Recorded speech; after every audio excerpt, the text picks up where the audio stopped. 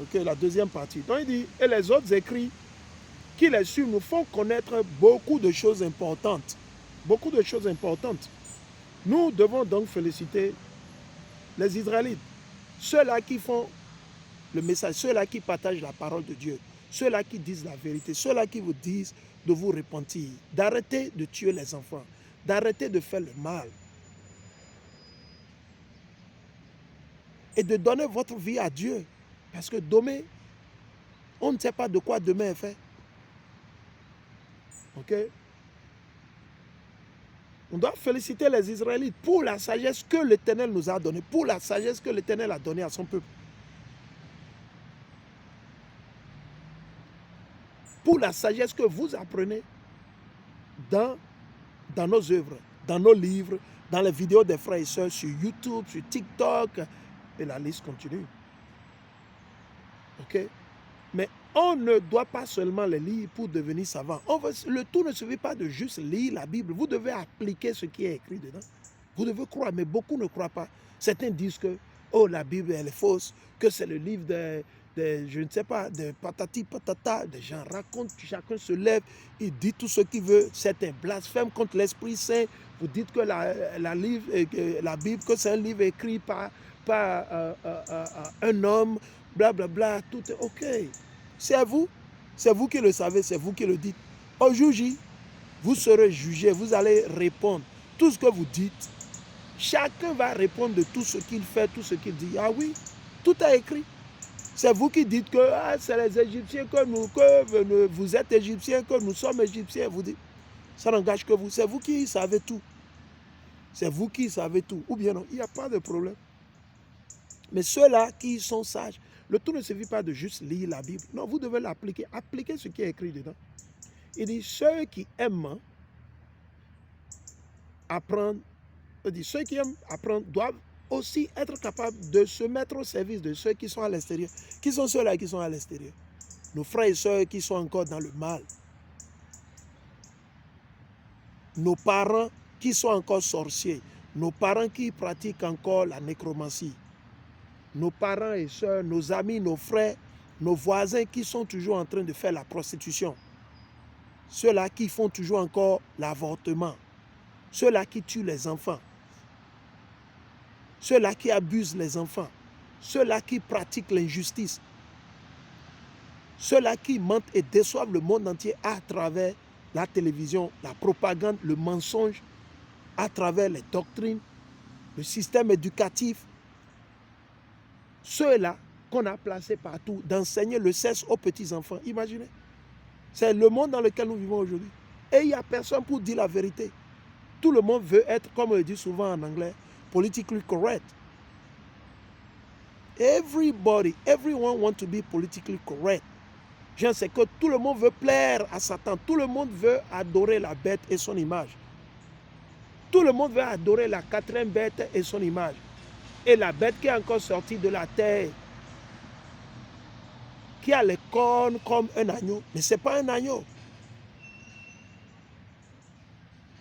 Ok? Donc, on doit être capable de nous mettre au service de ceux qui sont à l'extérieur. Genre ceux qui sont loin de la vérité. Ceux-là qui cherchent la vérité, la lumière. On doit être à leur service aussi. On doit être à leur service. C'est important, chers frères et sœurs. C'est important. Ouais, non, c'est très important. Pas leurs paroles comme par leur écrit. Ouais, non. Donc chacun doit militer à son niveau. Moi, je fais de petites choses. Ce n'est pas toutes les fois. Mais je le fais quand l'Éternel me le permet. Je le fais quand l'Éternel me le permet. Je suis persécuté. Mais nous sommes contents dans ces persécutions. On n'a pas lâché, nous sommes toujours dans la vérité. Malgré qu'on nous persécute, nous regardons nos ennemis en face et il n'y a pas de problème, on est là. On est là. Un jour, il y aura justice. Ok. Alors maintenant, je vais aller lire Siracide. Siracide, le chapitre 2, si j'ai bonne mémoire.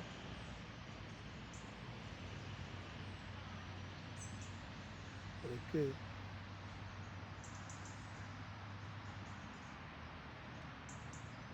Actuellement, Allons dans le chapitre 4 même. J'irai même dans 4. Ok. 4, je pense bien que c'est le verset 20. Je vais voir. C'est 20.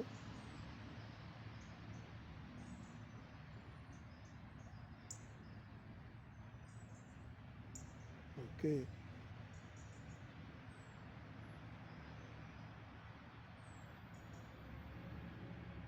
Je vais lire ceci. Je suis dans le livre de Siracide. Ok. Ok. Je vais lire Siracide ou Ecclésiastique. Le chapitre 2, je vais lire à partir du verset 20. Il dit, attends le bon moment pour agir. Évite le mal. On doit éviter le mal. C'est ce que je vous disais, chers frères et sœurs. Le tout ne suffit pas de dire que vous aimez Dieu, que vous croyez en Dieu. Avec la bouche, vous le dites. C'est facile de le dire. Mais pour plaire à Dieu, servir Dieu, ah ouais, il faut des actions, chers frères et sœurs. C'est comme si vous cherchez du boulot. Quand on vous donne le boulot, ce n'est pas maintenant que vous allez vous asseoir, vous fumez, vous buvez. Non, vous devez travailler, vous devez démontrer réellement que vous cherchez du boulot pour prendre soin de votre famille. C'est important. Vous avez vu, non? Il dit, évite le mal et n'aie pas honte de toi. Il y a une honte qui entraîne au péché et une honte qui donne honneur et faveur. Ok? Allons vers le verset 28. Ok? On va aller à partir du verset 25. Ok? Et Siracide, le chapitre 4, le verset 25. Il dit, ne parle pas contre la vérité. Et c'est ce que beaucoup de nos frères et sœurs font. Quand vous allez regarder ces kémistes, ces égyptologistes, les 5%, ces gens qui sont là juste pour se faire remarquer, tout ça là. Nous, nos vidéos, des fois il y a une vue, des fois il y a 0 vue. Le plus important, le travail est déjà fait. Les pouvoirs sataniques qui gouvernent ce monde, ils sont en train de censurer, de cacher nos vidéos, nos enseignements. Or, c'est nous, on devrait normalement promouvoir pour qu'il y ait la paix sur cette terre. C'est nous, c'est les Israélites, c'est nous qui disons la vérité, on devait promouvoir, mais ce n'est pas le cas. Nous sommes vilifiés ou quoi, je ne sais même pas comment le dire. Mais Dieu, il est vivant. Il dit, ne parle pas contre la vérité. Vous voulez toujours parler contre la vérité parce qu'un tel monsieur qui est quelque part, je ne sais pas, au Cameroun, au Yaoundé, Biafra, ou bien il a dit que nous sommes égyptiens, que le blablabla. Et vous-même, vous croyez, vous commencez par courir avec. Au lieu de prendre le temps, prier, jeûner, demander à Dieu, vous ne le faites pas, vous commencez par courir avec. Il dit, on reconnaîtra, il dit, non, ne parle pas contre la vérité, mais sois honteux de ton ignorance. Ouais, donc on devrait avoir honte en tant que nation, en tant que peuple. On devrait avoir honte de notre ignorance. Nous sommes ignorants en tant que nation. Nous ne savons pas de quelle nation nous sommes. Certains d'entre nous, on dit souvent, nous sommes African-American. Hein? Comment on peut être africain et américain en même temps? Certains disent que, oh, nous sommes africains. Comment on peut être africain? C'est quoi l'étymologie du mot africain? Allez chercher, allez sur le moteur de recherche. Tapez sur Google étymologie du mot africain et vous saurez en quelle année le mot a été créé. Ce n'est pas un mot que vous allez voir dans la lexique hébreuse. Dans la lexique hébreuse, africain n'existait pas. Dieu n'a jamais appelé quelqu'un africain. Dieu n'a jamais appelé quelqu'un africain ou européen. Non. Dieu n'a jamais appelé quelqu'un américain, tout ça. Non. Ce sont des titres qu'on nous a attribués après. Nos ennemis nous ont attribués, nous ont donné. Dieu ne nous a jamais appelés Camerounais, Congolais. Dieu ne nous a jamais appelés, je ne sais pas, c'est quel autre mot, Antillais. Non. Vous voyez, non? C'est le classement social qui nous a donné. Ils nous ont classés socialement. Ceux qui gouvernent sur nous, nos ennemis. Il dit, on ne peut pas empêcher un fleuve de couler. Et c'est vrai. Est-ce que vous pouvez empêcher un fleuve de couler?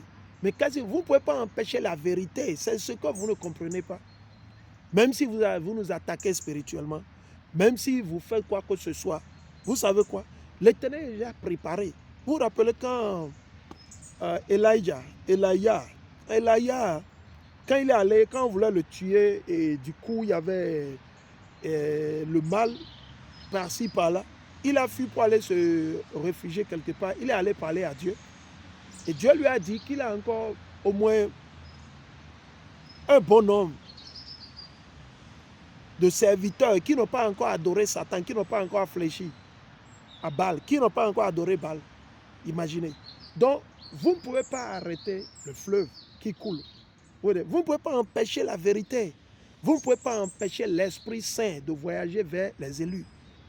C'est l'Esprit Saint qui vient du trône de Dieu. C'est ça qui nous amène à faire cette vidéo, à parler, à dire la vérité, à partager l'amour, l'onction avec nos frères et soeurs, avec le monde, le peuple, les gens. C'est important. Et les gens nous traitent de tous les maux, les maladies de ce monde. Les gens veulent nous tuer, ils veulent nous attaquer. Nous sommes persécutés au nord, au sud, à l'est et l'ouest. Nous sommes persécutés par nos propres frères, nos propres soeurs, nos propres tantes. Nous sommes persécutés par les femmes de nos parents, par les femmes de nos cousins, de notre... Et la liste continue. Imaginez. Aujourd'hui, c'est dur de trouver un homme intègre sur cette terre. C'est dur. Les hommes intègres, on n'en trouve plus. C'est dur de trouver les hommes intègres. C'est dur de trouver les hommes intègres. C'est très dur. Les hommes intègres, ceux-là qui sont sincères, à qui si vous leur confiez 100 000, vous allez partir, revenir, et ils vont vous retourner 110 000, 120 000. Genre, ils ont pris soin de votre argent.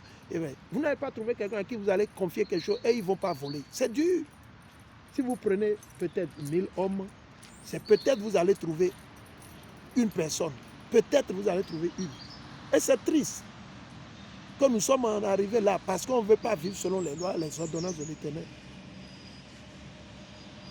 On ne peut pas empêcher un fleuve de couler. Vous avez vu, non? On ne peut pas empêcher la vérité de sortir. Quelle que soit la propagande, tout ce qu'ils vont faire, quel que soit tout ce que les politiciens vont faire, vos marionnettes qu'on a placées, quel que soit ce que vos satanistes qui sont marionnettes, soi-disant présidents dans vos pays respectifs, en Afrique, partout, il ne peut pas arrêter le fleuve de couler. Il ne peut pas arrêter la vérité. N'aie donc pas honte d'avouer tes fautes. Vous avez vu, non? Ne te laisse pas dominer par un sot, ni influencé par quelqu'un de puissant. Vous avez vu? L'Éternel nous dit de ne pas nous laisser séduire, détruire par ces démons habillés en cravate et en costume. Vous voyez, non? C'est important, on doit se dire la vérité en face. Disons-nous la vérité pour avoir la paix. Il dit, lutte jusqu'à la mort pour la vérité. Vous avez vu, non?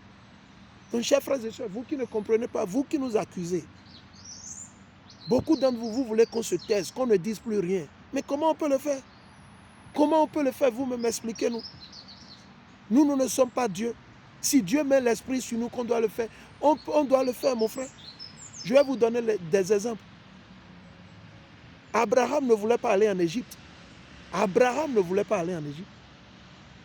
Abraham ne voulait pas quitter la maison de son papa.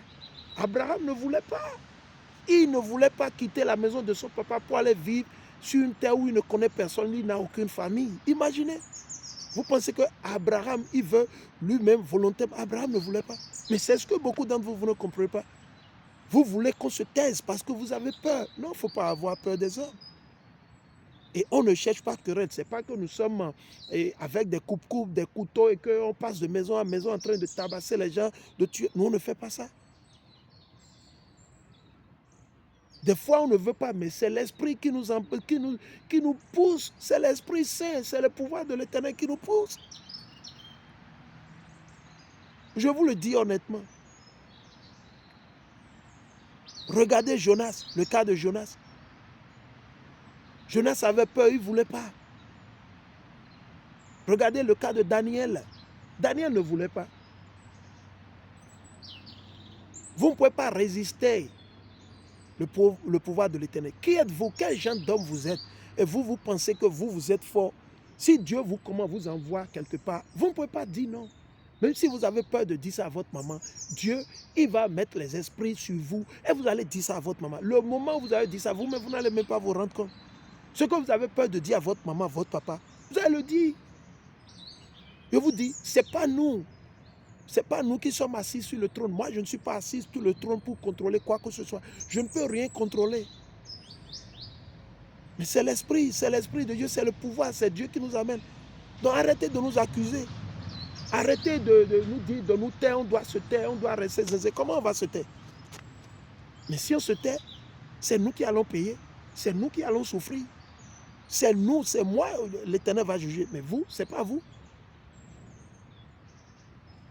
Même à Mashiach, Jésus-Christ, à un moment, il a demandé à Dieu de l'épargner de la mort. Imaginez, il n'a pas voulu mourir. Jésus-Christ n'a pas voulu mourir. À un moment, il a prié, il a demandé à Dieu de le délivrer si c'est possible. Si c'est possible. Dans toute la Bible, Esaïe ne voulait pas. Ézéchiel, ils ne veulent pas. Jérémie ne voulait pas. Baruch ne voulait pas. Regardez Moïse. Moïse ne voulait pas aller devant Pharaon. Moïse avait peur. Moïse ne voulait pas aller devant Pharaon. Moïse, à un moment donné, il a fui pour aller se cacher. Et Dieu l'a encore ramené. Moïse ne voulait pas. Moïse ne voulait pas. Donc, vous comprenez, chers frères et sœurs. Il ne faut pas rester là et dire des choses juste pour dire des choses, quoi.